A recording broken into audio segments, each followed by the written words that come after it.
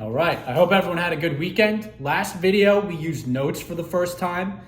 We're gonna try it again, see how it works. If you've got any comments, any thoughts on how these last two videos are turning out, please leave them in the comments below. I'd love to hear from you. So, first things first, we're hearing a whole lot of recession talk from the banks. Typically, a recession is not something we want to hear, but the markets, some people are trying to say it's priced into the market and that it's going to make yields go lower so stocks can rally, or some kind of salad like that. I'm not necessarily buying that. I think if we have a recession, the market is currently pulled back not even enough for that.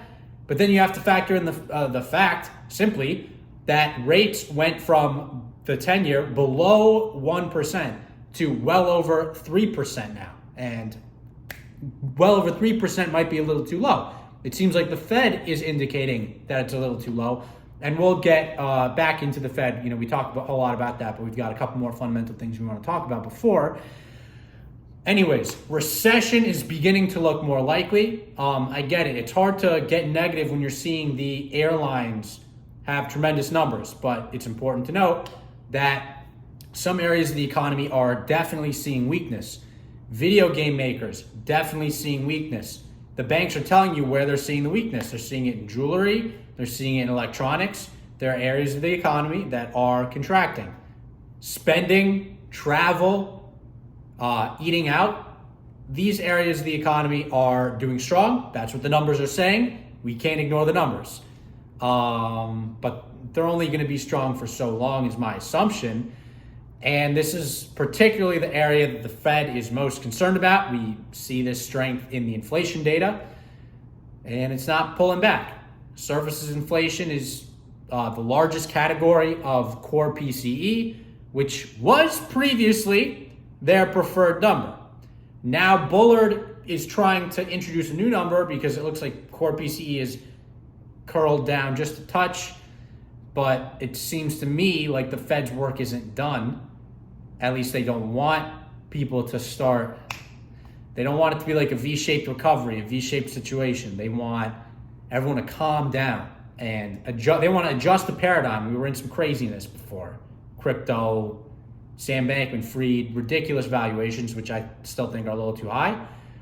They just don't make sense. People are buying a brand, they're buying a company for the company. They're not necessarily buying the cash flow. And until stocks look reasonable relative to the actual cash flow, which there are some instances, but not many, particularly energy, we'll get to that in a sec, the stock market's not really viable because at the end of the day, you have to remember you're not necessarily buying this tremendous idea, or you're not buying Apple just to buy Apple and have Apple and be able to sell Apple later. You should really be buying something without the intention of selling it.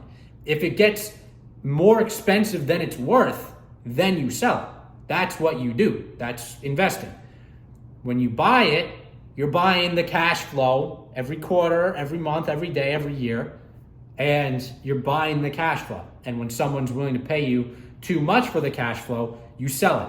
When someone's willing to sell it for too little of the cash flow, you buy it. In my opinion, right now, the market as a whole and a lot of individual stocks, if there's not going to be continued inflation going forward, if the Fed isn't going to continue to print money, which I don't think they're going to anytime soon, there's plenty of demand to fund the government from the private markets, it seems.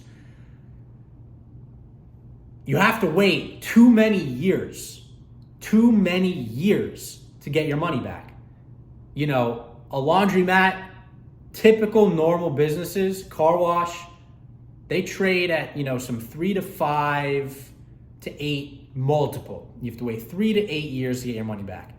The S&P is like 16 or 17 years. That's a very long time. That's a very, very long time to get your money back, especially when some bond yields are yielding very good returns and possibly even better than that return. And you get your principal, it's not the same kind of risk.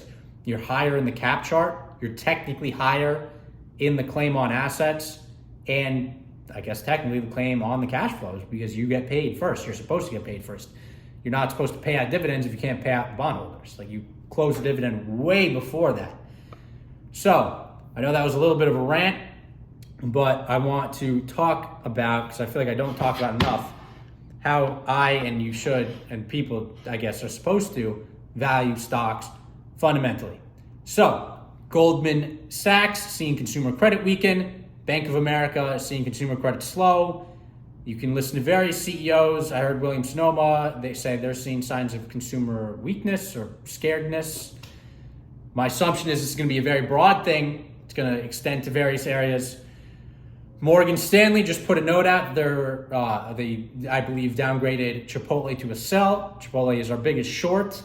We think Chipotle, I love Chipotle, I love the food, but I know me. And when I'm tight on cash, and I'm definitely wealthier than most people on my own, I don't want to buy Chipotle. I don't want a $20 burrito bowl with guac, you know? I definitely, if I am going to Chipotle with a tight wallet, I'm downgrading. I might not get the chips and guac, you know? So I think they're going to be impacted in a recession. And it's a very expensive stock, very, very expensive stock. And I don't think they're going to grow during a recession. And that just needs to be factored in for the stock. Oil, back above 80 and holding quite solidly and firmly. Nothing too crazy happening up here. It looked like when we were dipping down towards 70 again, that might cause some problems. But alas, here we are back at 80. I expect this to continue. I'm not saying, we're ripping to the skies. It's going to be ungodly levels for the price of oil. But I think 80 to 100 is a very solid range. I think that's what OPEC is going for. These oil companies are going to produce tremendous cash flows. When Exxon reports, they kind of put out some pre-announcement. It's going to be a lot of money that they're making. And that was last quarter, and we might be higher this quarter than last quarter. So we're at the highest prices since December 1st. That was kind of the last push down of the strategic midterm reserve. And here we are in a supply constrained market where airlines are doing well. They consume a lot of oil. They expect future strong demand. So I don't see any reason for oil to pull back. I don't. I see supply disruptions. I see supply tightness. I see more demand growth than supply growth. And I see a fragmented market. So oil continues to be strong. It doesn't necessarily need to spike and then come down. That didn't need to necessarily happen fundamentally. It can kind of chill in a more expensive range than where it was during the depths of COVID. And these companies just happen to be very fairly valued based on the cash flow they're going to return to you. So pretty good investment if you ask me. Finally, towards the close of today, after a day of no Fed speak, we got some Fed speak. Fed Barkin talking hawkish, in my opinion, talking about how we're not gonna pause until inflation begins to come down meaningfully. My assumption is that means like 3-4%, like really get down there. And like we just talked about, oil prices going up. Energy is the largest component of the decline in inflation thus far. So we might see a little bit of stalling in that trajectory. And the Fed wants a continuous and obvious decline. So I don't think the Fed is ready to stop. We heard Jane Fraser, I think that's her name, CEO of Citibank, the ESG, Illuminati stuff. You got a female big bank CEO. I'm not trying to say anything bad about females. I'm just saying she's in the position to know a couple of things, right? CEO of a big bank. ESG, these people, you look at Davos, okay? It doesn't take a genius to figure this kind of stuff out. Davos is happening. Guess what it is? It's a meeting amongst the Illuminati. It doesn't take a genius. Anyways, she's saying she expects the Fed to be continuously hawkish. She thinks the market's complacent. I think this woman knows a couple things, and I'm going to listen to that. I don't know if you saw on my Twitter. If you go to the Left Skewed IM Twitter, you will see my response to the one headline that I guess hit the feeds. Yeah, Illuminati. They're out there. They're trying to take your money. They're trying to pump the market and dump all their assets because the insurance companies are reporting they're missing. They've got these assets. The banks, they've got these assets. They're taking losses. but they want this rally so they can take some risk off the table. That's what the Illuminati is concerned about. Some people might have a pension and a fireman pension that is run by the Illuminati, but they don't want you revolting. So they do have your concern somewhat at heart. So just things to think about, Fed being hawkish, I'm not buying this cutting at the end of the year. I'm not buying any of that. I'm expecting 5% plus rates into middle of next year before a single cut, if any, even if there's a recession. And I think they could go meaningfully higher than 5%. I think the 5% is the absolute minimum. If inflation makes a straight shot, oil makes no recovery, goes down to $50 a barrel, if there's a hardcore recession, all these kinds of things, yeah, they might go to 50% or 5% and cut early next year.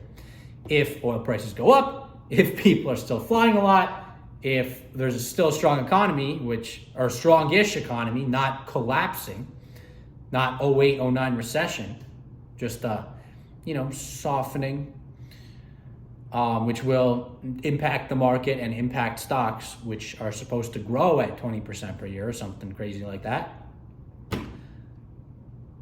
If it's not a 08, 09 recession, I expect them to go above 5%. Kashkari, former Dove, I think he's from Minneapolis. That's where George Floyd occurred. He went to 5.4%, former Dove. So look at what these guys are. Look at what they're talking about.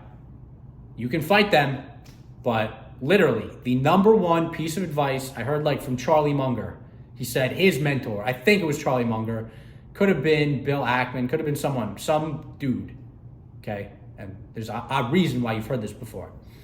Said his mentor told him the one piece of advice was not to fight the Fed.